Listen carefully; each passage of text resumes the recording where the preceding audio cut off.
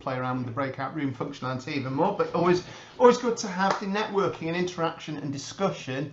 And I guess, you know, because obviously there's a variety of people on this session with you know, varying knowledge of what low code is and what it can do. I was hoping to add to that knowledge, but I'm not too sure whether that will happen, because we have the self-proclaimed king of local gov digital, Mr. David Briggs, who at the moment I think is head of digital operations at Croydon Council. At this moment in time, yes. At this moment in time, yes. Now Dave's interesting from a work perspective, because he's been involved in two low-code implementations. One at Adrian Worthing, which has been mentioned already, but also at Croydon. And obviously, as a head of digital, we'll have well, you weren't head of digital at Adrian Worthing, so you'll have two different perspectives, I guess. One is a man that was doing the doing, and one that was of a man that tells people to do stuff. Yes. Yep, more than happy to do that. So thanks, Nick, for that marvellous introduction, and hello, everybody. So as Nick says, been involved in two uses of low code. The first time that we did it, what was at Adrian Worthing, and of course, where I work with Paul Brewer, and of course Paul and that council have been doing some fantastic work. Most of it since I left, admittedly, but I think that, you know, correlation doesn't always imply causation, does it? So I'll stick to that. But the story there was that we sort of inherited, if you like, quite an outdated sort of technology stack there. And at the time, we worked with an outfit called Methods Digital, which was an offshoot of the main Methods group, which doesn't exist anymore. And they put together a blueprint for us in terms of a new technology stack. And originally, we were looking at going down the Salesforce route. That was the thing that we were looking at quite strongly, because we had a CRM, an old CRM, Lagan, I think it was, that urgently needed replacing. So the obvious thing to do was to rip it out and stick Salesforce in. This was around sort of 2015 sort of time, about 5-6 years ago. Unfortunately, Adrian Worthing, you know, like many councils at that sort of tier of local government, doesn't have huge budgets, and Salesforce as a means of running all of our digital services has been the main platform. Unfortunately, it was just didn't work out cost-wise for us, so we needed to find some other way of doing it. And the guys at Methods Digital, it was a chap called James Herbert, really managed to find this company out in Bedfordshire, which was called Matsoft. So this was pre-Netcall purchasing the technology.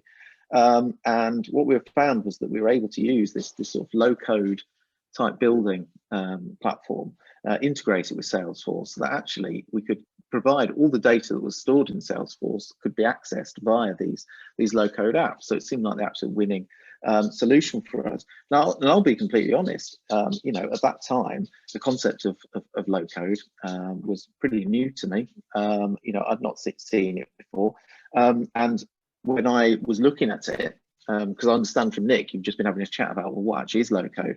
So when I first heard about it, I assumed, well, this is just going to be like a forms package, you know, maybe with a little bit of workflow on it, if you're lucky. And the full sort of scope and potential of it, you know, was completely new to me when I saw it. So when we're at Adrian Worthing, you know, we built out, we replaced the CRM, as I say, with Salesforce at the time. We built a load of waste management applications, so both self-serve on the customer-facing side, but also the back office system was replaced as well, using it, and it worked really well, and it got great sort of feedback both from internal and external users. But what was really interesting was, you know, that was kind of almost lift and shifty with a little bit of improvement along the way. But when members of the team really got to grips with the technology and what it could do, suddenly, you know, we had apps flying out all over the place. We started replacing, we had a really crusty and annoying HR system that everybody hated. It was one of those ones, I don't know whether anyone here on this call experience is similar, but it's one of those HR systems where you need to get a calculator out to work out your days into hours and then back again and then divide it by pi, so that you can then actually book some leave. It's one of those sorts of jobs. So we managed to replace all of that using no code, which is just absolutely fantastic. And there's a whole range of apps, and one of the ones that we're most proud of, mainly because it was my idea, hence my pride, was actually a piece of work which involved the local health service as well as the county council. So some proper sort of partnership working using the low-code technology, like as a shared platform between us all, where we could build out some social prescribing tooling and stuff, which was really, really exciting. And that's now developed massively, I think, using some of the MHCLG local gov digital money to turn it into a bigger sort of community directory kind of approach. So that was really, really good. And that really, for me, sort of opened my eyes to what the low code stuff could actually do. And obviously I've been keeping my eye on it since I left Adrian Worthing and seeing how the technology has sort of developed over time. And then skip forward to 2019 in January. I started at Croydon. So just as a point of reference, I think at Adrian Worthing there are about 800 in total, and going to Croydon it's 4,000, obviously, so quite a much bigger scale. I think my team in Adrian Worthing again was about 20-25 people. I think when I started at Croydon, things have changed since then, but when I started at Croydon we just had over 100 in the team.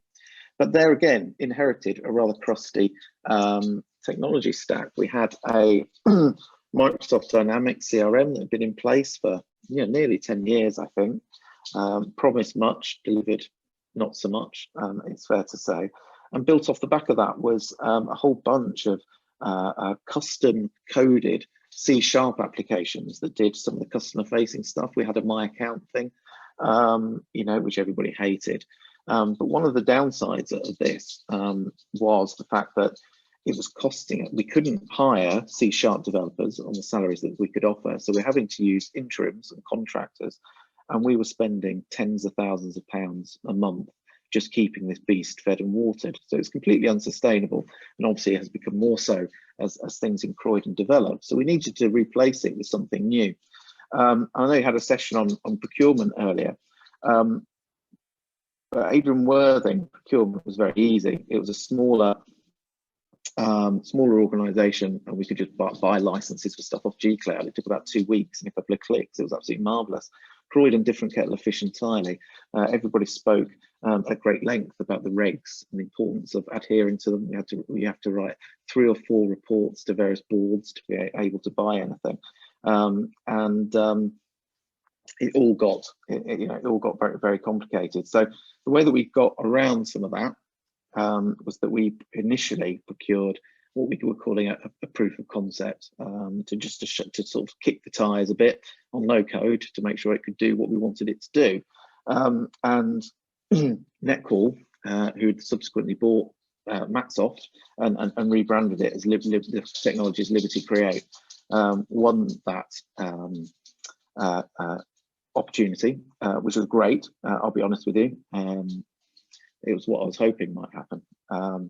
And we were very lucky because we'd actually, in the interim, hired a member of the team from Adrian Worthing to come work for us in Croydon. I think that chap called Kev Rowe, who's an absolute low-code monster. And he absolutely loved it. So we knew we could get going fairly quickly with it. Anyway, so we got this proof of concept in. And basically, it was ready to go at sort of basically at the beginning of February in 2020. And we had a plan for, doing proper proof of concept stuff, build a couple of pilot applications and find out where it goes. Well, unfortunately, then COVID hit, and we needed a way that we could very quickly do things like business grants and shielding, case management, and all this kind of stuff. And it really was, an absolute stroke of luck that we happened to have bought the system at that time, because without it, I dread to think what we'd have done. We'd have been up to our necks in reconfiguring Dynamics to do some of this stuff, and probably would have driven us all insane. So anyway, and it was fantastic. And one of the great things was that we had a few people on the team who were had a background in Dynamics, had a background in C#. And occasionally, one of the things that, one of the negative things that sometimes can be brought to people's minds with low code is that sort of developers, as in normal sort of keyboard junkies, developer types, don't like it because they see it as a bit of dumbing down, or they don't like it because you know, it's not using their hard-earned skills coding in whatever languages they're proficient in. But actually what we found was that our devs absolutely took to it like ducks to water. You know, they just really, really appreciated the way that they could just turn stuff around so quickly. The fact that an app built by one person could be easily supported by another, you know, even if they hadn't been involved in the build and all that kind of thing. So it went down really, really well. And it created a huge amount of goodwill for us in the organisation, I think, within Croydon, about what we could do in the digital team now that we had this technology. So that's been absolutely great. The fun conversation that we're having with our friends at Netcall since then have been around, well, you know, we're not really using this as a proof of concept anymore, are we, lads? And making sure that we can sort of jump through the necessary procurement hoops to get all of that settled, which I think we've now done. So we're now committed to the platform for the foreseeable future, which gives everybody, I think, some reassurance around that. But I think that, you know, so as I say, it's been a success the second time around, as I say, the benefits of low code are, you know, they are many, and you'll have heard a lot about them. I think for me now, in my current position, you know, as Nick said, I don't really do a lot these days. I just talk to people. But for me, it's seeing the speed at which we can sort of make development happen is absolutely brilliant. You know, we can turn things around in a week if we absolutely have to, and it's great to have that.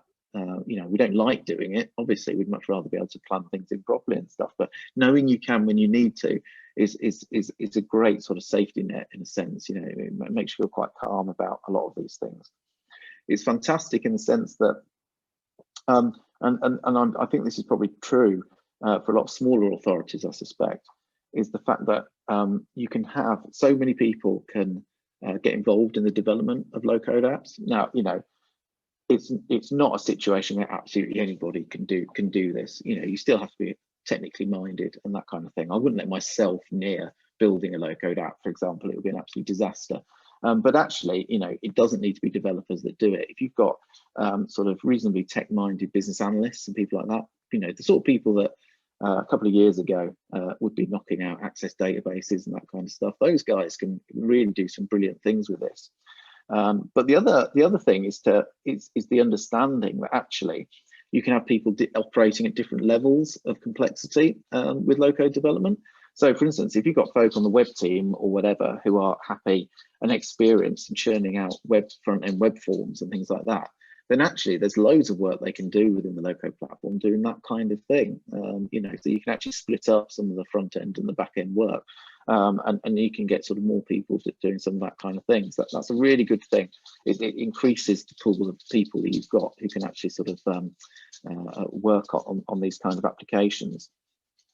And then I think the other thing for me is that as a big part of not just bringing new technology into Croydon and indeed into Adrian Worthing a few years ago, it was also the fact that we were in both instances undertaking quite significant cultural and strategic change around what, if you like, what was the IT department would do, you know, as they sort of transition into more of a digital team or a digital service.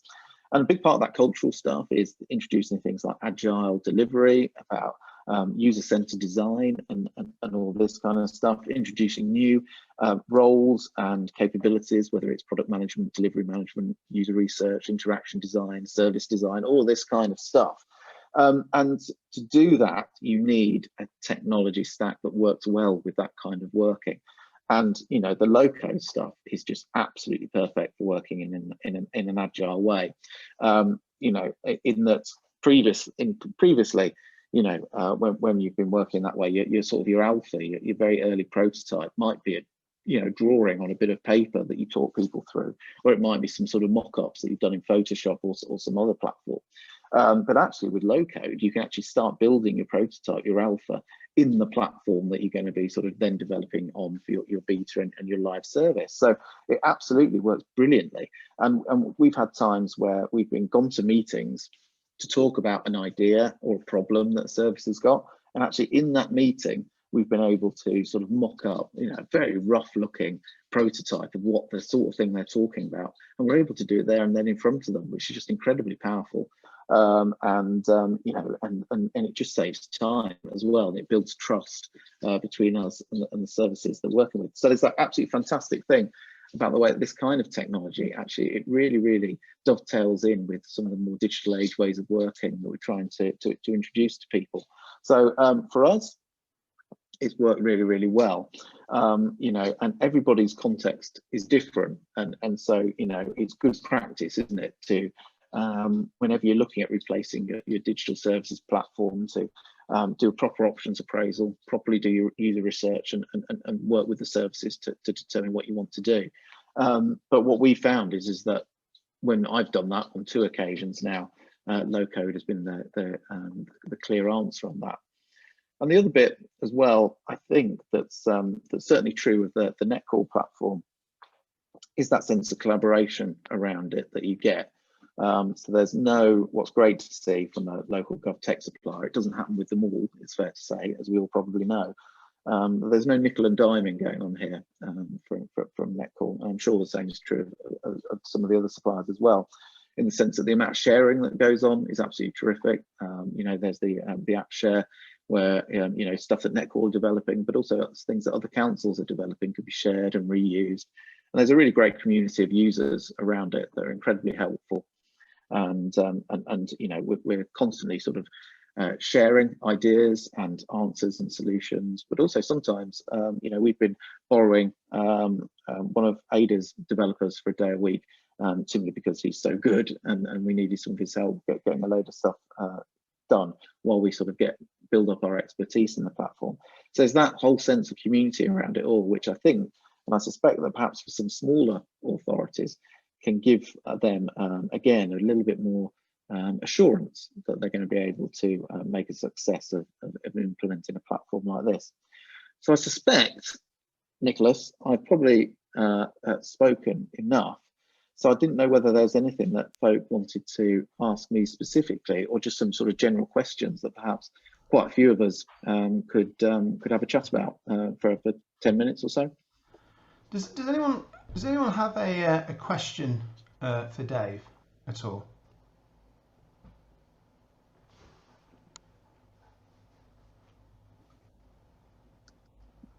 He does. David's got his hand up. He does tend to have. Who has? Oh, Dave has. He's saved you from a quip I was going to put in. Thank you, David. Dave, do you want to ask your question? Yeah, thank you. I'm just, you talked about mocking up in front of people during meetings and things like that, which sounded really good. And just led me to thinking, so based on more traditional methods of developing stuff and with this low code, so how much faster do you think it is to actually get a product out there using low code as opposed to traditional methods? Is it like twice as fast, 3 times as fast, or? Ooh, well, that's a question. Just in general, I know. Yeah, exactly. I mean, you know, it really does. It really does depend, doesn't it? I think, you know, what the exponential sort of factor, if you like, is getting that first version out. So invariably, when we've prototyped in front of people, we tend to throw that prototype away. Really, usually it's just to show people and demonstrate the art of the possible, really, and to build up a bit of confidence usually. But in terms of, I mean, I don't know. I'm just trying to think. I mean, as an example, let me have a think about this. We had to, because of an upgrades dynamics, while I was at Croydon and before we bought low code, we had to completely rebuild our complaints management system. Now, anybody who's undertaken building a complaints management system will probably know just how painful this is. It's one of the worst things you can possibly do because it's so complicated. And for some reason, all the people involved, maybe because they're dealing with complaints all the time, are incredibly grumpy. Anyway, so it's quite a painful thing to do. And I think that took us 9 months or something like that. And that was working with Dynamics and some C# dev. Now, when we did a similar thing when we were at Ada and Worthing, I'm pretty certain we got the first version of that out and about and being tested within about 6 weeks or something like that. It was really, really quick. So, you know, again, it all depends on the complexity of the thing you're doing. For internal apps are always going to be a bit quicker to do than customer facing ones and all that kind of thing. But that gives you an idea of what's possible. I mean, and also, of course, it depends on the what you're comparing it to as well, in terms of, you know, when we talk about sort of traditional development, you know, what does that mean? As I say, in that world of Dynamics and C#, everything seems to take a long time. And as I said, and you had to employ somebody on 800 quid a day to be able to do it. So that was the other real problem there. But it is much faster. Right, thank you. And so just a follow-up question about, in terms of security, if I'm just curious about that, how secure are these platforms, or again, do you need specific skills to building security? No specific skills. I mean, you know, so on the security side, you know, it's obviously as part of our procurement process and stuff, Netcall had to demonstrate that they were meeting all the required security standards.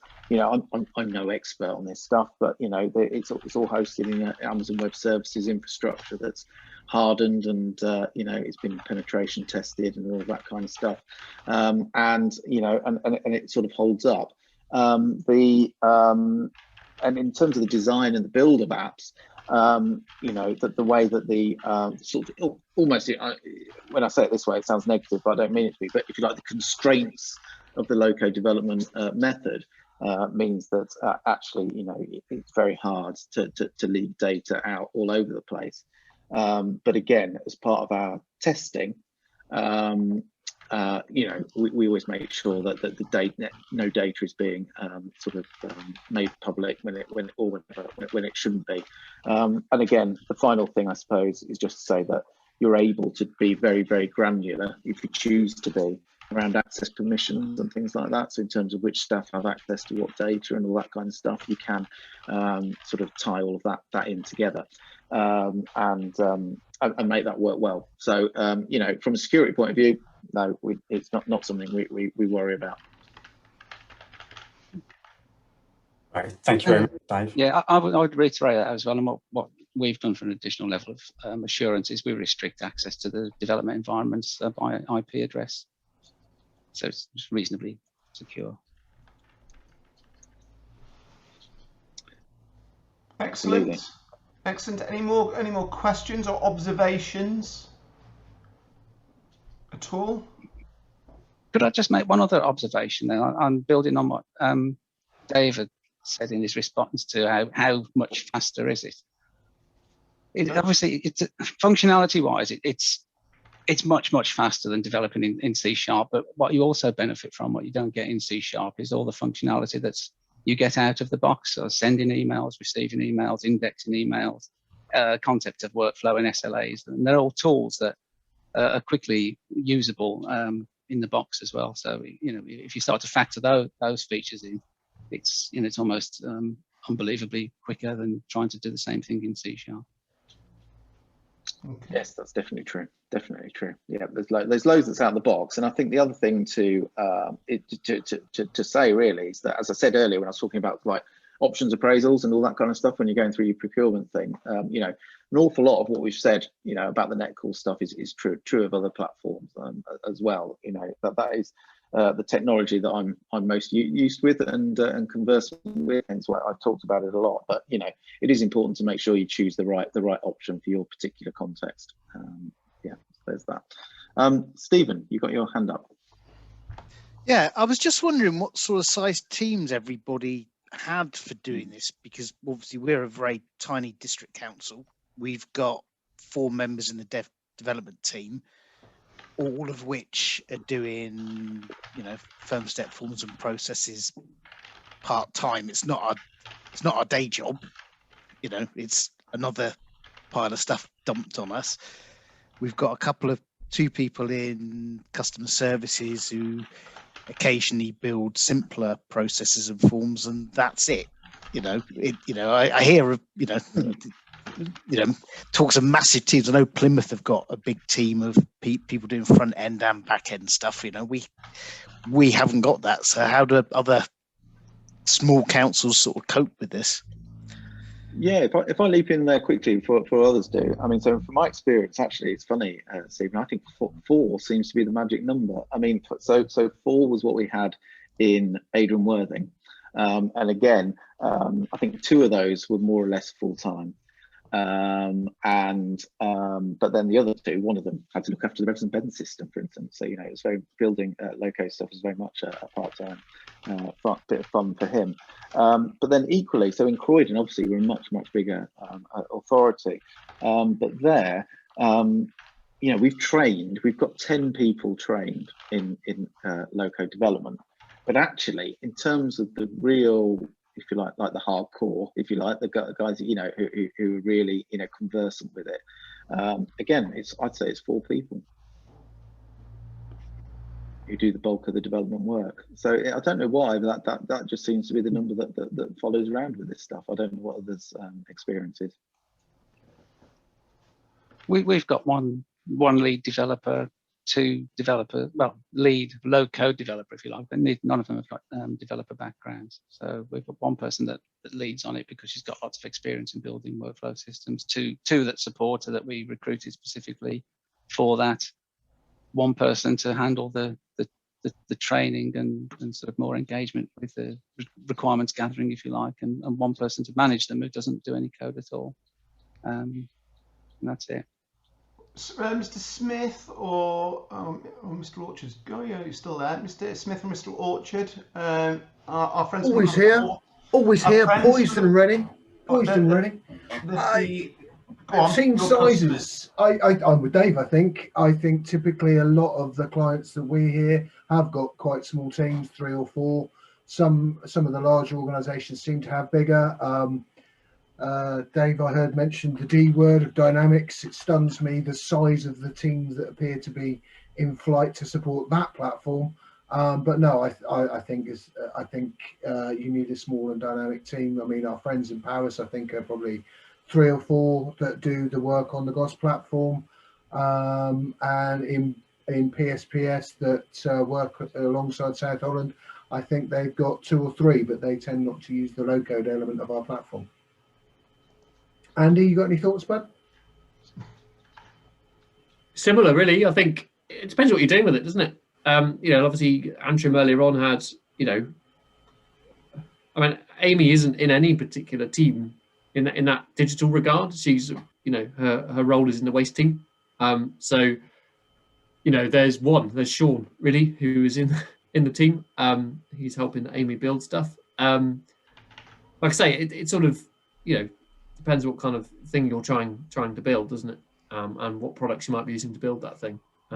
So we have teams varying from 1 or 2, maybe up to 5 or 6.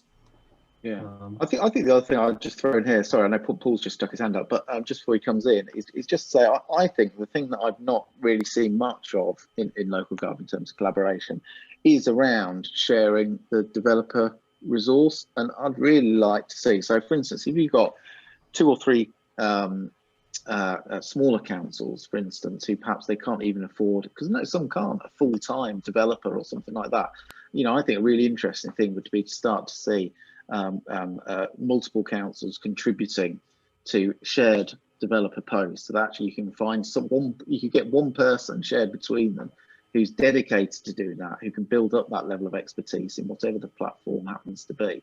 And then potentially as well, of course, is then able to share some of the work that they then generate across the piece as well. So I think there's something really, really potentially interesting in that not many organisations, I think, at the minute are particularly exploring, and I think that could be a missed opportunity.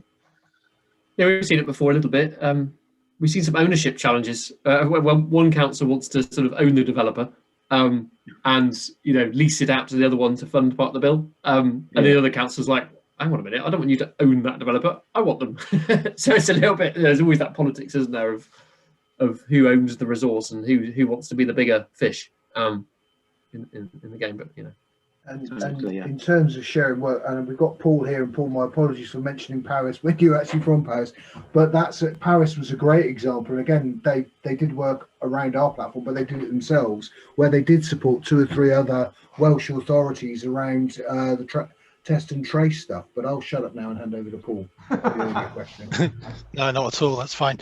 Yeah, just to confirm our numbers on that. So we've got 1.5 in-house developers and a couple of external developers on the GOS platform, but we've also got 6 assistant developers who have been seconded, dog right on cue every time, who've been seconded from other areas of the organisation within the ICT team, and they've all been trained up in the ICM platform recently, but they're also looking at RPA and low code within the Microsoft platform, and how we kind of dive in and out of the different platforms at different points in the customer journey is the reason why we're getting them trained up in multiple platforms at the same time, so that we can deploy people in a flexible way across multiple platforms to achieve an end-to-end solution in the right way. So yeah, it's a mixed picture, and I think a lot of what Dave said there around being agile and responsive is absolutely key. You've got to be flexible, and you've got to basically have the right people in the right place at the right time to be able to deliver these things, rather than have a fixed idea before you go into it. And being able to turn your first minimum viable product around really quickly and then iterate on that in an agile way is key to getting the best out of this type of technology, I think. Yeah. Any more for any more? Oh, Stephen, you got your hand up again, or is that from last time? It's from last time. It hasn't gone away. I don't know why not. That's right. Maybe you found our answers underwhelming, so the hand stays until you get satisfaction. Quite possibly. I've got no idea. I don't know how to get rid of it. Perhaps I have to clap. Yeah. It would be nice. We appreciate it. Dave, do you want to just, unless there aren't any more questions, I believe you've recently done an interview. Yeah, no. So just a quick little bit. Basically, great interest. It's created some interest, which again is quite novel for me. So in my latest bid to become a YouTube sensation, I recorded. If you haven't seen enough of me on your computer screens today, I recorded an interview with Kit Collingwood, who's the new-ish.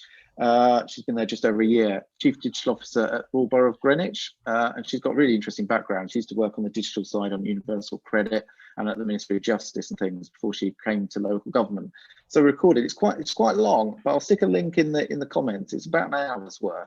But she talks about local gov culture and embedding digital teams, and how she went about writing a digital strategy and all of that kind of stuff. And that genuinely, I don't talk very much. I just sort of prod her for answers. So if you want to get some pearls of wisdom on that, then do please watch my video and like, subscribe, and comment. Actually, you can't comment because I turn the comments off because they were so abusive. But if you do like and subscribe, and then I can set up my merchandise store, and you can buy some of that stuff. Excellent. Maybe I should set up an OnlyFans, Nick. What do you think? No? Well, I see you more as a sort of Jackie Weaver type, Handforth Parish Council. Might be a little bit niche, Dave. That's it. Yeah. If anyone's fascinated in a sort of, a destitute looking Louis Theroux type character warbling on about digital transformation, then yes, your OnlyFans channel will be, abundant with registrants and people to give you money. But thank you very much. You never seem to get tired of it, Nick. That's all. No, never ever. Well, the only fan. That's who I am. But anyway, thank Dave, as always. Very, very interesting. Always good to have your perspective. Very much. Dave's put the YouTube link